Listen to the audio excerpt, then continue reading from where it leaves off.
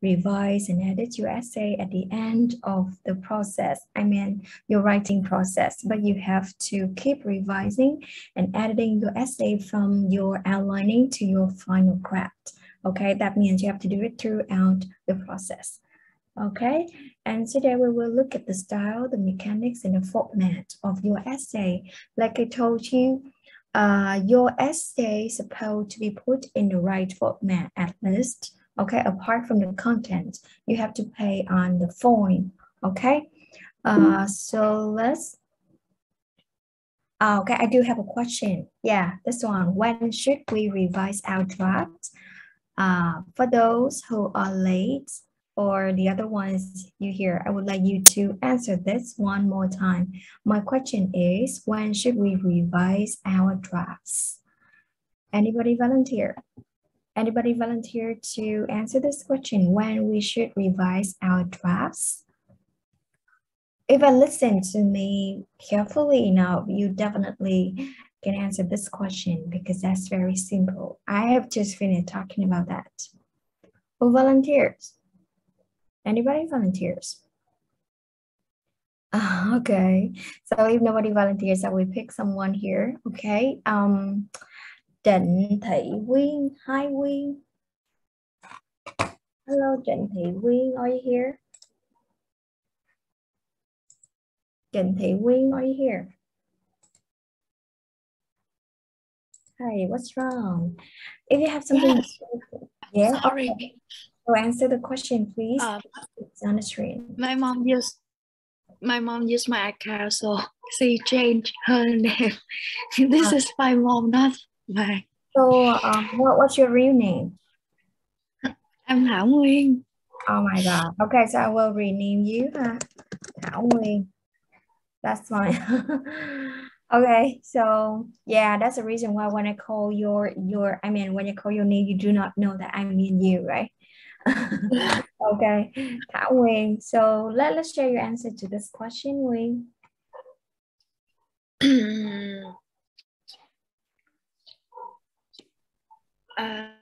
Just Okay, you don't have to be so cautious of the answer. Just tell me what you think. And if you had listened to me well enough, carefully enough, you could have answered this because I have mentioned that. I just mentioned the answer before I asked you the questions. So on my opinion, I think when we should revise our drafts is after we finish the essay, we should revise it. I think so.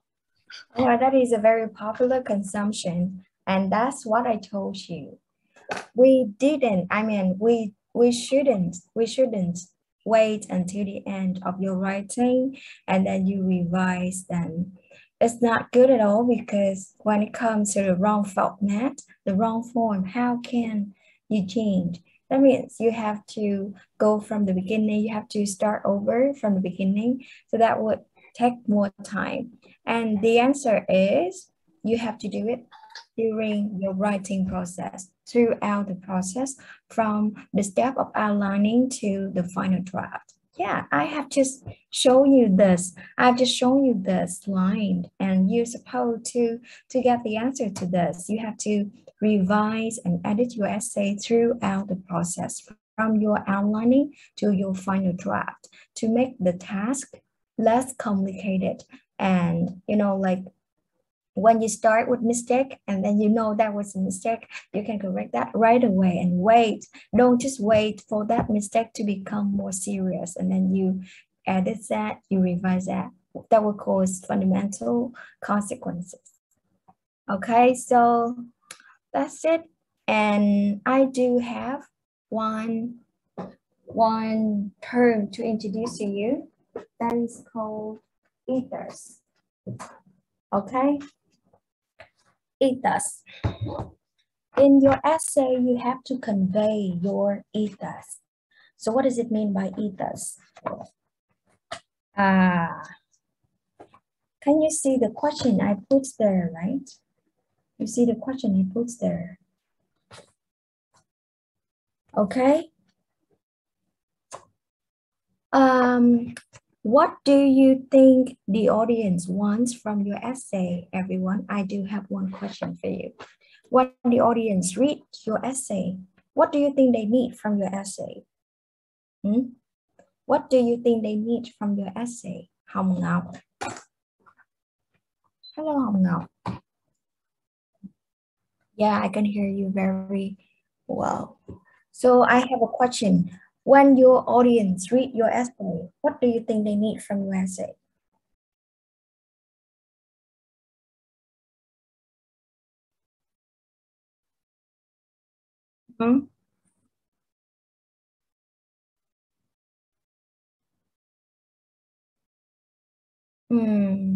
Okay, so when the audience read your essay, they need good arguments. They expect to learn about interesting topic, to feel that your writing is worth reading. Okay, so and to feel like you are competent to talk about a topic. Okay, and you can teach them something. That's the reason why they want to read your essay. Okay, they don't want to read your essay about literature for fun. They want to learn something from you, and it does is like something that you convey in your essay, and it makes your essay worth reading. Okay, that can answer the question, why should I listen to you? Okay, and we do have some factors can build up the good ethos. The first one is the prose style. The second one is the rules of usage. And the last one is the formats. Okay, apart from those, we do have the content and organizations that make up ethos. Okay, so today we will learn what does it mean by prose style, what does it mean by rules of usage, and what is a format for an essay to have ethos, to have good ethos. Okay, so I want you to distinguish the two terms, style and tone. Style and tone. Okay, let's think about the two terms here before you volunteer for your answers.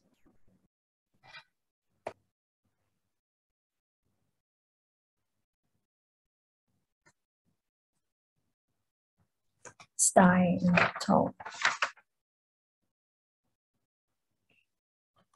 Okay, anybody volunteer to share your answer to this? What is style and what do I mean by tone? I guess you can know tone, okay, because we do have this element in your fiction. So what does it mean by tone and what does it mean by style? Okay, now who know what style is in an essay about literature? Who know what style is? Oh, nobody volunteered. Okay, so Yang. Hello, Yang, are you here? Hi, Yang, are you here? Hello, teacher. So what do you think about the term style when it comes to an essay about literature?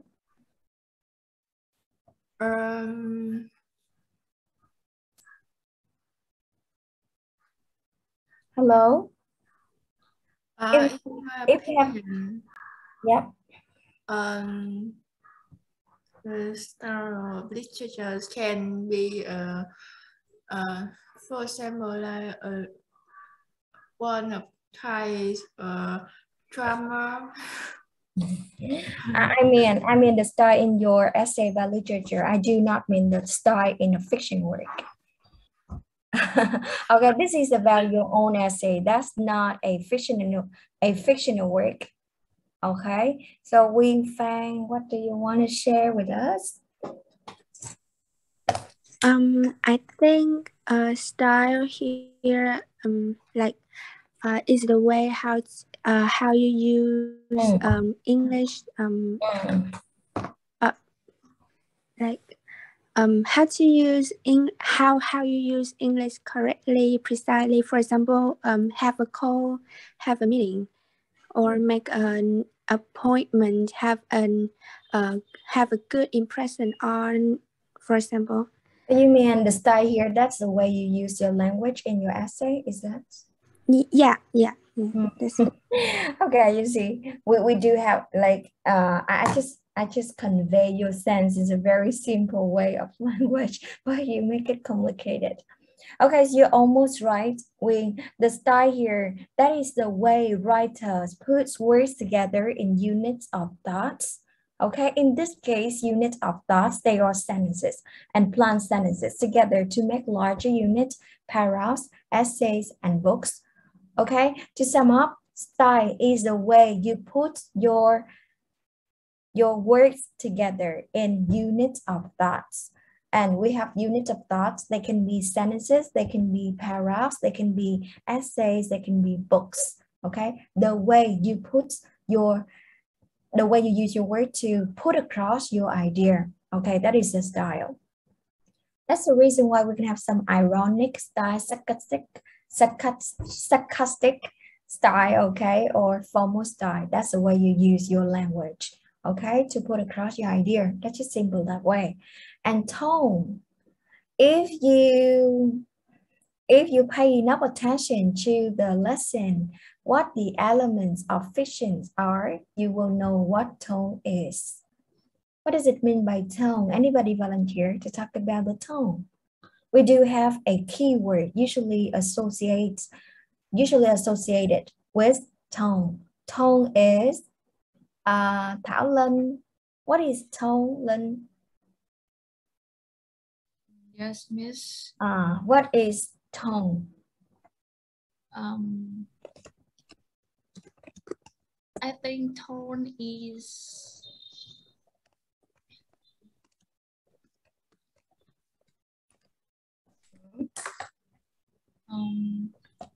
I think tones is referred to the writer attitude toward the reader, and it's expressed through their work. Okay, yeah, you are right when using the word attitude.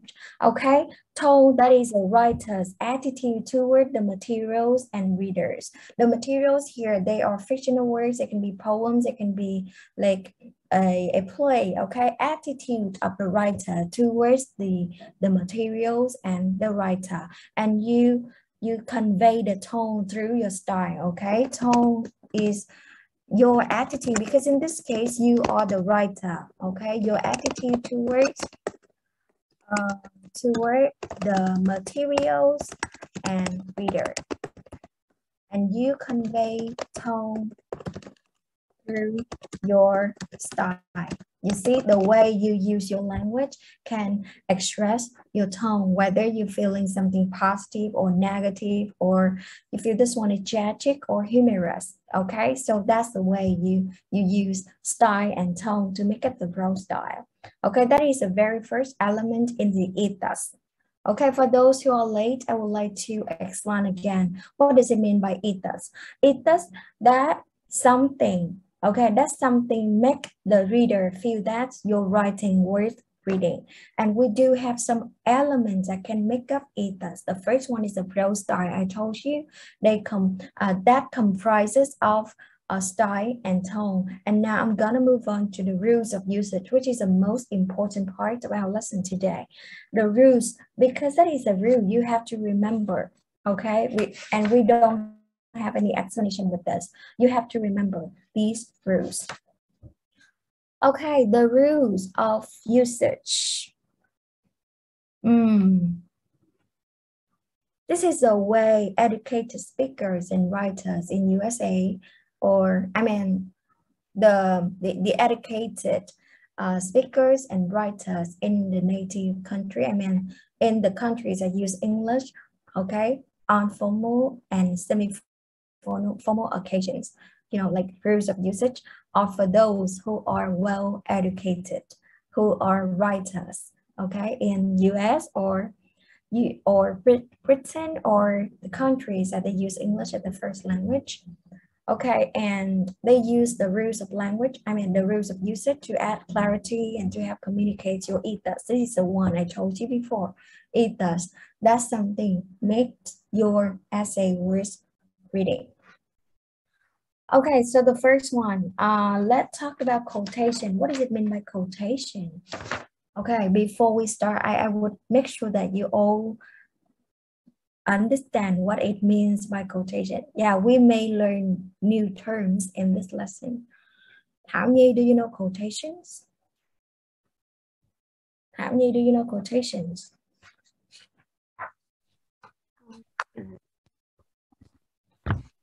I'm sure you know this, but you just don't know the English word for that. Do you know quotation? Hello? Sorry? Hello? Tiếng Việt nó là trích dẫn đó cô. Why you need to use your Vietnamese? I guess you can use your English. Try to put across your ideas using English. What does it mean by quotation? What is quotation? I think quotation is and the information of results that we cited in the. Okay, the quotations, they're just simply the ones made by the writer, and just like that.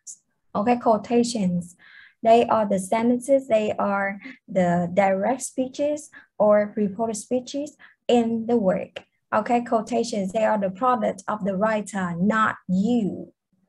Understand? So we will learn how to introduce your quotation, how to integrate your quotations into your own sentences, how to make editorial changes in quotation directly, how to indent long quotation, and how to punctuate your quotations directly. And these are the 5 things that we're gonna go through in the lesson today. So first, let's start with the way we introduce quotation. All right, so before I'm gonna give you the explanation, I want to ask you, what does it mean by primary source and secondary source? Bảo Ly. Yes. Yeah, what does it mean by primary source and secondary source? Hello, Bảo Ly. Okay, I would like to stop the screen so as you don't be distracted by the description there, because that's not for the definition. So do you know the primary source and the secondary source?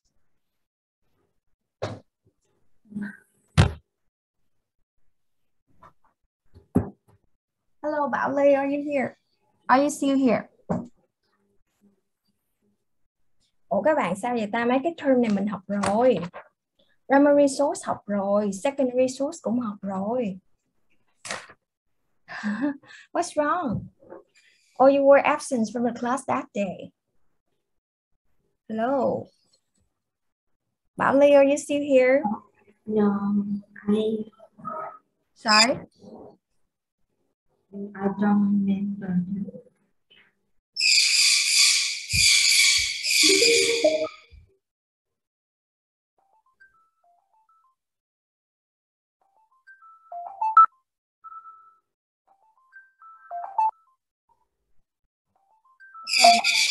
Right.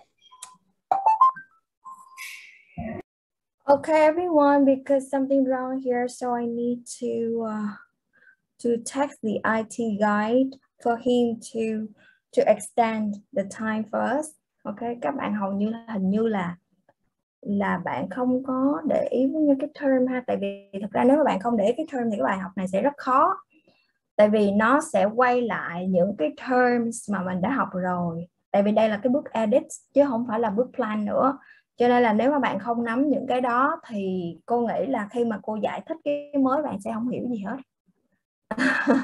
Nha, bạn sẽ không hiểu gì hết thì lúc đó lại mệt nha, cho nên là các bạn phải nói làm sao ta, cái này là do bạn thôi, do bạn chứ không do ai hết trơn. Ok, Hồng Ngọc, what does it mean by primary source? Nếu mà cô nhớ không nhầm là cái cái term primary source với secondary source mình đã học trong cái bài How to Draft Your Essay. Nếu bạn vắng ngay bữa đó mà bạn không take note lại, bạn không có mượn note lại thì bạn không hiểu cái đó là đúng rồi. Ok, Hồng Ngọc, what do you want to share?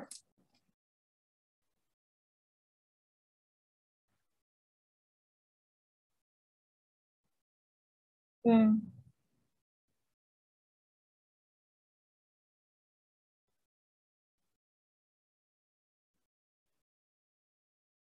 Ừ.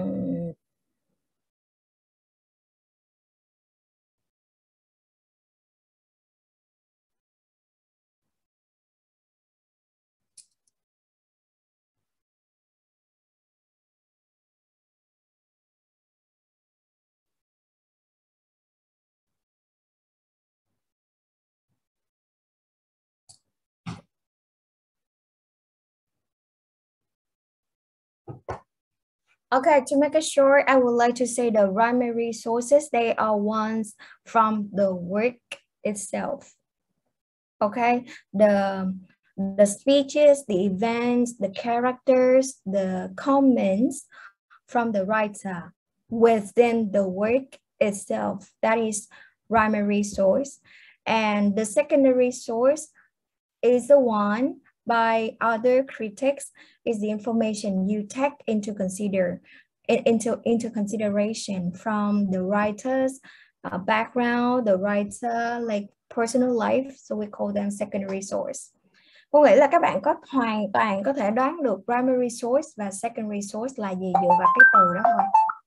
Ok, ví dụ primary tức là trong cái tác phẩm đó thôi, nội trong cái tác phẩm đó thôi. Ví dụ như cái tác phẩm Story an Hour, diễn biến câu chuyện, lời nói như thế nào trong tác phẩm đó thì mình sẽ gọi là primary source. Còn ví dụ như em đi lên mạng em đọc từ những nhà phân tích khác, hoặc là em consider những cái yếu tố khác của tác giả, ví dụ như là ổng có cái gọi là cái philosophy như thế nào, ổng có niềm tin như thế nào, hoặc là cái cuộc sống hôn nhân của ổng như thế nào. Không, thực ra là cái story of an hour là một người nữ, nhưng mà ý là mình consider những cái outside factors thì nó sẽ là secondary sources. Ok, cái này dễ mà, sao không nhớ thì đáng trách nha các bạn. Tại vì cô sẽ không có dành thời gian để nói những cái gì mà mình đã nói rồi. That's just a waste of time. Còn nếu mà bạn vẫn không biết cái đó là gì, so that's your fault, that's not mine. Ok. Rồi bây giờ cô sẽ nói lại những cái gì mà nãy giờ cô nói ha. Tại vì nếu như bạn không có biết cái terms thì rất khó để nắm được cái này. Ok. Thì đúng là literature nó sẽ liên quan nhiều tới cái sensitivity của bạn. Bạn sense được cái gì, nhưng mà ít nhất là bạn cũng phải nắm được những cái term, những cái notion nhất định, hiểu không? Chứ mình nghĩ là trời ơi, viết văn thì chỉ cần đọc bài đó thôi, rồi xong tới bữa đó viết hiểu được gì, hiểu rạp sai bét nha. Tại vì hôm nay nó sẽ có những cái gọi là rules of usage. Mà rules of usage hồi nãy cô nói rồi, nó là cái cách mà educated native speaker use language. Đó là cái cách mà những người có học thức sử dụng ngôn ngữ. Bạn hiểu không? Cho nên là nếu mà em không apply cái rules of usage đó thì bài essay của bạn sẽ bị rất là thấp điểm nha. Bạn sẽ không biết size quotation như thế nào, bạn không biết cái cấu trúc để dẫn nhập vô ra sao, thì bạn sẽ làm đúng theo kiểu là bản năng, thì một cái bài essay đó bạn sẽ không bao giờ được trên 5 điểm đâu nha. Ok, thứ nhất là cô đã provide cái materials cho các bạn rồi, cô đã provide cái answer to the questions already, tất cả mọi thứ đã provide rồi, thì bây giờ bạn cũng cần phải nắm được cái format, đúng không? Và trong cái bài final essay của mình phải đảm bảo được cái gọi là rules of usage. Còn không nắm được cái đó mà sai quotation một cách vô tội vạ là bạn sẽ bị đánh điểm rất thấp nha. Ok, rồi nói lại. Ok, thì cái này chắc là do cái sao nó đứng vậy ta? Hello các bạn. Hello. Ok, let's wait to me for some minutes.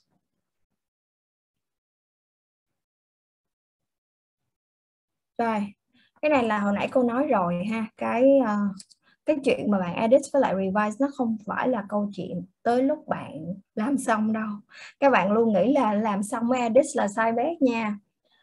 Tại vì nếu mà bạn chờ tới một cái gọi là, hồi nãy cô nói, if you wait for a mistake to become serious, it's really really hard for you to revise. Ok, bạn phải chờ một cái lỗi mà nó trở nên nghiêm trọng ha, thì bạn mới revise, thì lúc đó nó là quá trễ đó các bạn. Lúc đó bạn không thể nào bạn sửa nguyên cái bài được đâu. Cho nên là mình phải revise throughout the process of your writing. Đó là cái thứ nhất. Cái thứ hai là ethos. Có thể bạn sẽ không hiểu cái này ha, tại vì nãy giờ cô nói tiếng Anh không. Ethos, that is the feeling make your audience think you're writing worth reading. Tức là tại sao người ta lại chọn cái bài essay của bạn để đọc? Tại vì họ nghĩ là they can learn something from you. You are competent enough to write about the topic. Tức là họ phải nghĩ là họ sẽ học được cái gì từ bài essay của bạn. Bạn có cái thông tin gì cho họ, đúng không? Bạn có cái thông tin gì cho họ thì cái bài của bạn mới worth reading chứ. Thì cái đó sẽ gọi là ethos. Ok, rồi bây giờ các bạn out ra chút xíu các bạn, xong mình vào lại, tại vì cái meeting này nó đang bị limited. Rồi bây giờ các bạn ok, would you please sign out and then sign again? Okay, sorry for any inconveniences. Okay everyone, I'll stop the meeting now. Let's leave and then join again ha.